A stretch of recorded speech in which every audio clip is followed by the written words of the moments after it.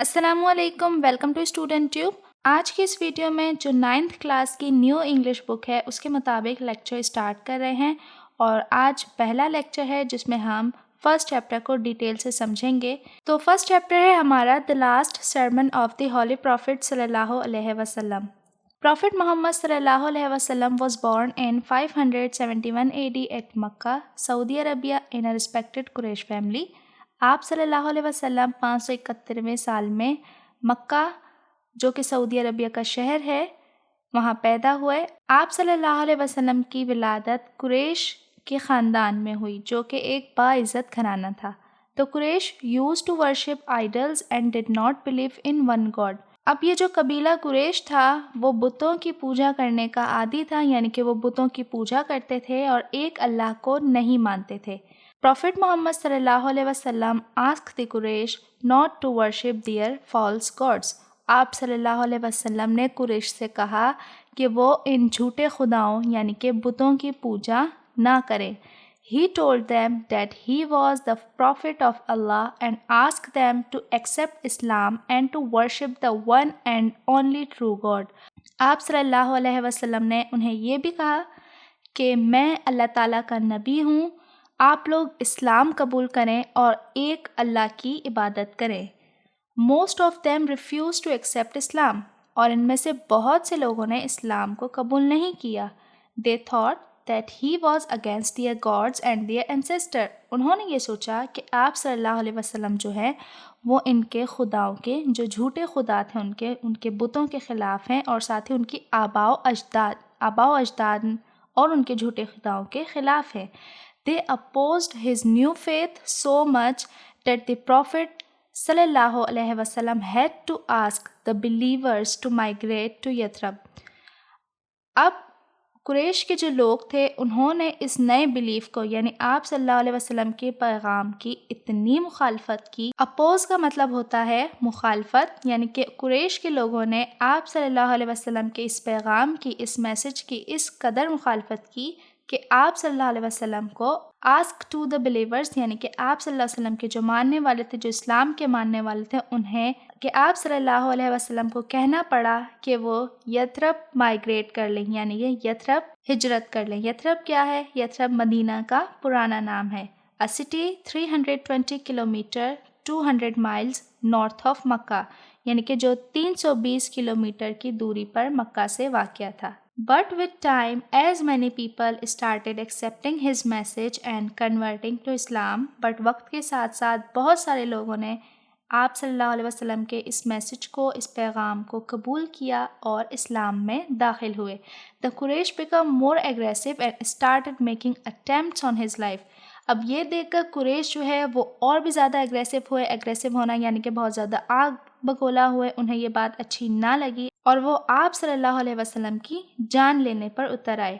Hence when Prophet محمد صلی اللہ علیہ وسلم got positive signals from Yathrib، جب آپ صلی اللہ علیہ وسلم کو کچھ پازیٹیو سگنلز، کچھ مثبت سگنلز یتھرب یعنی کہ مدینہ کی طرف سے آنے شروع ہوئے، یعنی کہ جو لوگ مدینہ ہجرت کر کے گئے تھے مکہ سے ان کی طرف سے کچھ پازیٹیو رسپانس آنا شروع ہوا، then he also decided to migrate there۔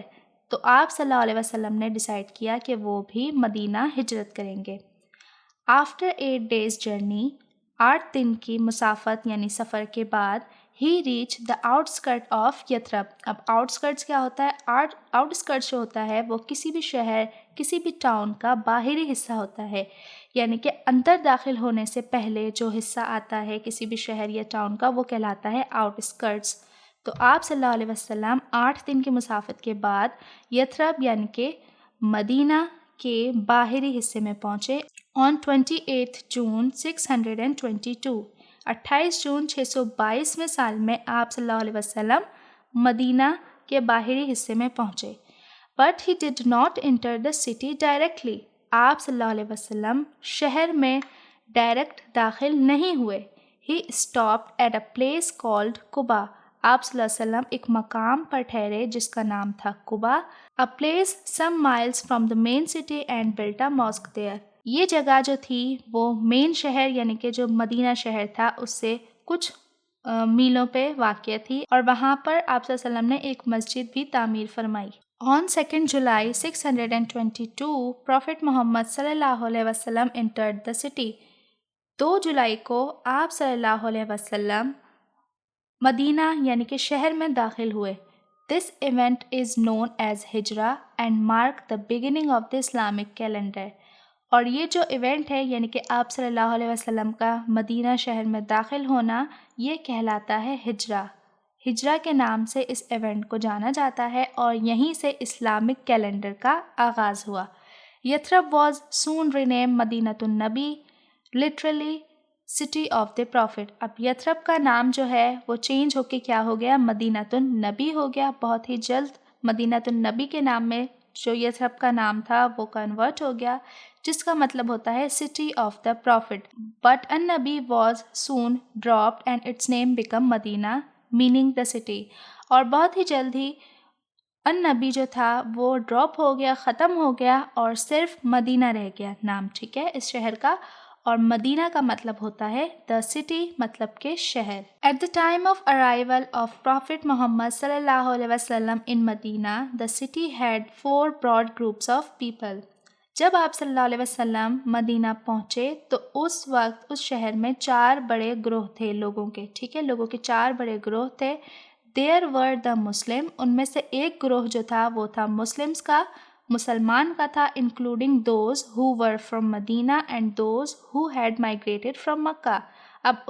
अब इन मुसलमानों में वो लोग भी शामिल थे जो मदीना में पहले से मौजूद थे और वो लोग भी शामिल थे जो कि मक्का से मदीना हिजरत करके गए थे. Then there were the hypocrites, that is those who embraced Islam in name only but actually were against it. अब एक ग्रोह जो था वो हिपोक्रिट्स का था, यानी कि मुनाफिक. अब मुनाफिक के लोग कौन होते हैं, जो कि सिर्फ ज़ाहिर करते थे बाहर से कि हम मुस्लिम हैं, हम इस्लाम के मानने वाले हैं, बट एक्चुअल में वो इस्लाम के अगेंस्ट है, ठीक है. Additionally there were the people from Aws and Khazraj. अब एक ग्रोह जो था वो औस एंड खजरज का था, who were still pagans but were likely to accept इस्लाम.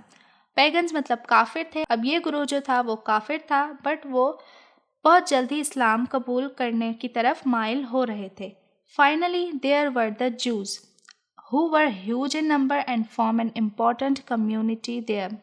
अब आखिरी जो ग्रोह था यानी कि एक चौथा ग्रोह था वो था जूज यानी कि यहूदियों का. और यहूदी जो थे वो एक लार्ज ह्यूज नंबर में वहाँ मौजूद थे, मतलब यहूदियों की एक बहुत बड़ी तादाद मदीना में मौजूद थी और उनकी वहाँ पर एक कम्युनिटी बनी हुई थी, ठीक है, वो एक कम्युनिटी की सूरत में वहाँ पर मौजूद थे. In order to ensure that all these people lived peacefully with each other, Prophet Muhammad sallallahu alaihi wasallam invited the leading personalities of all the communities to discuss this matter.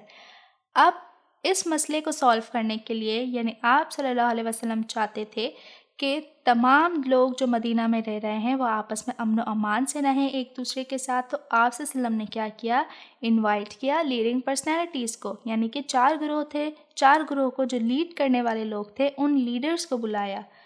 और किस matter के लिए बुलाया, he wanted the different group to reach a formal agreement for harmony among the communities and for the security of the city of Medina. अब आप सल्लम ये चाहते थे कि इन ग्रोह, इन कम्युनिटी के दरमियान एक ऐसा एग्रीमेंट हो जाए जो कि इन लोगों और मदीना शहर की हिफाजत बरकरार रखे. He succeeded in drawing up the Constitution of Medina, also known as the Charter of Medina. तो आप सल्लम इसका जो ये मकसद है, आप सल्लम का इस मकसद में कामयाबी हुई और आप सल्लम ने कॉन्स्टिट्यूशन ऑफ मदीना या फिर चार्टर ऑफ मदीना, जिसे हम सब मीसाक मदीना के नाम से जानते हैं, ठीक है. तो आप सल्लम ने मीसाक मदीना इसलिए बनवाया था ताकि मदीना में रहने वाले जो चारों ग्रुप हैं वो आज़ादी के साथ रह सकें. through which a kind of understanding was developed among all the communities living in Medina. अब इस मीसाक मदीना की वजह से एक अंडरस्टैंडिंग डेवलप हो गई थी इन कम्युनिटी के दरमियान जो कि मदीना शहर में रह रहे थे. It mention the rights and duties of the Muslims and the use of Medina. अब इसमें क्या मेंशन किया हुआ था, तमाम हुकूक और फ़राइज़ मुसलमानों से रिलेटेड भी और यहूदियों से रिलेटेड भी जो मदीना में रह रहे थे. अब गेव फ्रीडम ऑफ रिलीजन, اسلامی آزادی یعنی کہ مذہبی آزادی دی گئی انہیں، and prohibited any alliance with the outside enemies، اور باہر کے جو دشمن تھے یعنی مدینہ شہر سے جو باہر کے دشمن تھے ان کے ساتھ اتحاد کرنے کی یعنی ان کے ساتھ مل کر کچھ بھی کرنے کی اجازت نہیں دی تھی۔ It also declared that any dispute would be referred to Prophet Muhammad صلی اللہ علیہ وسلم for settlement، اور ساتھ ہی اس میں اس بات کو بھی واضح کر دیا گیا کہ any dispute یعنی کہ کوئی بھی تنازع، کوئی بھی ڈس ایگریمنٹ ہوگا تو وہ آپ صلی اللہ علیہ وسلم کی طرف ریفر کیا جائے گا، یعنی آپ صلی اللہ علیہ وسلم کی طرف سیٹلمنٹ کے لیے دیا جائے گا۔ In later years, he unified the different Arab tribes under Islam, carried out social and religious reforms and administrative development that further consolidated the Islamic community in Medina۔ اور پھر اس کے بعد جو ہے وہ مدینہ شہر کے لیے معاشرتی اور مذہبی اور ایڈمنسٹریٹو ڈیولپمنٹس ہونے لگیں۔ اب ان دا ایئر 10 AH یعنی 10 ہجری میں پروفٹ محمد صلی اللہ علیہ وسلم undertook his farewell pilgrimage to مکہ۔ اب 10 ہجری میں آپ صلی اللہ علیہ وسلم نے اپنا فیئرویل یعنی کہ الوداعی پلگرمیج یعنی کہ حج جو ہے مکہ میں ادا کیا۔ This farewell pilgrimage is one of the most significant historical events for the Muslims، اور یہ جو آخری حج ہے وہ مسلمانوں کے لیے ایک تاریخی ایونٹ ہے، and it was the first and last pilgrimage made by Prophet محمد صلی اللہ علیہ وسلم، اور یہ جو حج تھا جو لاسٹ حج تھا وہ آپ صلی اللہ علیہ وسلم کی زندگی کا پہلا اور آخری حج تھا، as well as an occasion when they taught Muslims how to perform the Hajj، اور ساتھ ہی اس ایونٹ پہ آپ صلی اللہ علیہ وسلم نے مسلمانوں کو یہ بھی بتایا کہ آپ نے حج کس طرح سے ادا کرنا ہے۔ Moreover, it was during this Hajj that he delivered his last sermon in the Urana valley of mount Arafat, اور اسی حج پہ آپ صلی اللہ علیہ وسلم نے اپنا لاسٹ سرمن یعنی کہ آخری خطبہ ارنا ویلی یعنی ارنا وادی جو کہ ماؤنٹ عرفات پہ واقع تھی وہاں پر اپنا یہ آخری خطبہ دیا تھا۔ آن دا 9th الحج 10th الحج یعنی 9 اور 10 ذوالحج کو آپ نے حج ادا کیا تھا اور خطبہ دیا تھا۔ There were countless Muslims present with the Prophet صلی اللہ علیہ وسلم during his last pilgrimage when he delivered his last sermon، اور اس وقت لا تعداد یعنی کہ بے شمار مسلمان جو تھے وہ آپ صلی اللہ علیہ وسلم کے اس آخری حج میں موجود تھے جب آپ صلی اللہ علیہ وسلم نے اپنا آخری خطبہ دیا تھا۔ Delivering his last sermon, Prophet Muhammad صلی اللہ علیہ وسلم first of all praised and thanked Allah and then said, "O people, lend me an attentive ear." اب آخری اس خطبے کو ڈیلیور کرتے ہوئے آپ صلی اللہ علیہ وسلم نے سب سے پہلے اللہ تعالیٰ کی تعریف all praised یعنی کہ تعریف بیان کی and thanked اللہ یعنی کہ اللہ تعالیٰ کا شکر ادا کیا and then said, "O people, lend me an attentive ear, for I know not whether after this year I shall ever be amongst you again." آپ صلی اللہ علیہ وسلم نے کہا اے لوگوں اس بات کو نہایت ہی دھیان سے سنیے گا کیونکہ آج کے بعد کیا پتہ میں آپ لوگوں کے درمیان اس جگہ موجود ہوں یا پھر نہ ہوں۔ Therefore listen to what I am saying to you very carefully and take these words to those who could not be present here today۔ اور پھر یہ کہا کہ اسی لیے میں جو کہہ رہا ہوں اسے ایک دم دھیان سے سنیں اور میرے یہ الفاظ ان لوگوں تک بھی پہنچائیں جو آج یہاں موجود نہیں ہیں۔ Amongst other things he gave the following messages، اور بھی بہت ساری چیزوں کے ساتھ آپ صلی اللہ علیہ وسلم نے جو میسج دیا وہ یہ تھا O people, regard the life and property of every Muslim as a sacred trust, return the goods entrusted to you to their rightful owners, hurt no one so that no one may hurt you۔ آپ صلی اللہ علیہ وسلم نے کہا اے لوگو ہر مسلمان کی جان اور مال کو ایک مقدس امانت سمجھو اور وہ مال جو تم نے قرض کے طور پر مالکوں سے لیا تھا وہ انہیں واپس کرو اور کسی کو تکلیف نہ دو تاکہ کوئی تمہیں تکلیف نہ دے سکے۔ Be aware of Satan. For the safety of your religion, he has lost all hope that he will ever be able to lead you astray in big things, so beware of following him in small things۔ آپ صلی اللہ علیہ وسلم نے کہا کہ اس سرزمین میں شیطان جو ہے وہ مایوس ہو چکا ہے بٹ پھر بھی اپنی اسمال تھنگس یعنی کہ چھوٹے گناہوں میں اسے اپنی اطاعت کیے جانے پر وہ خوش ہوگا، تو اسی لیے be aware of Satan for the safety of your religion. تو اپنا دین جو ہے وہ اس سے محفوظ رکھو. O people, it is true that you have certain rights with regard to your women, but they also have rights over you. اے لوگوں، یہ بالکل سچ ہے کہ تمہارے کچھ حق ہیں تمہاری عورتوں پر، بٹ یہ مت بھولو کہ ان کا بھی تم پر حق ہے. All mankind is from Adam and Adam was created from dust. تمام انسانیت جو ہے وہ آدم کی اولاد ہے، یعنی فرام آدم یعنی کہ آدم کی اولاد ہے. And Adam was created from dust, اور آدم کو مٹی سے پیدا کیا تھا. The noblest of you in Allah's eyes is the most، اور تم میں سے اللہ تعالیٰ کے قریب سب سے قریب یعنی کہ نوبلسٹ یعنی کہ مومن وہ ہے جو اللہ تعالیٰ سے ڈرنے والا ہے. An Arab has no superiority over a non-Arab or nor does a non-Arab have any superiority over an Arab. یعنی کسی عربی کو اجمی اور اجمی کو عربی پر کوئی فضیلت نہیں، اور نہ ہی a white has no superiority over a black nor does a black have any superiority over a white. اور ساتھ ہی نہ ہی کسی گورے کو کسی کالے پر فوقیت ہے، نہ ہی کسی کالے کو گورے پر. ٹھیک ہے، سوائے تقویٰ اور اچھے اعمال کے کسی کو کسی پر فوقیت حاصل نہیں ہے. I therefore crush under my feet all the false claims to greatness and superiority founded on blood or wealth. اور آپ صلی اللہ علیہ وسلم نے کہا لہٰذا میں عظمت اور برتر یعنی کہ گریٹنس اور سپیریٹی کے وہ تمام جھوٹے دعوے فالس کلیمز کو اپنے پاؤں تلے کچلتا ہوں جو خون یا پھر بلڈ اور ویلتھ پر قائم ہے. ٹھیک ہے. Every Muslim is a brother to every Muslim and that the Muslims constitute one brotherhood. ہر مسلمان دوسرے مسلمان کا بھائی ہے اور اس طرح سے یہ ایک بھائی چارہ قائم کرتا ہے. Nothing shall be legitimate. Legitimate کا مطلب ہوتا ہے جائز. To a Muslim which belongs to a fellow Muslim unless it was given freely and willingly. تو کسی مسلمان کے لیے کسی دوسرے مسلمان سے بلونگ کرنے والی چیز جائز نہیں ہے unless وہ شخص اپنی رضا اور خواہش سے وہ چیز نہ دے. The Holy Prophet completed his last sermon by saying, Be my witness, O God, that I have conveyed your message to your people. آپ صلی اللہ علیہ وسلم نے اپنا جو آخری خطبہ تھا ان الفاظ سے اختتام کیا کہ اے اللہ تو گواہ رہنا کہ میں نے تیرا میسج تیرے لوگوں تک پہنچا دیا ہے. The messages conveyed in this sermon are for all times.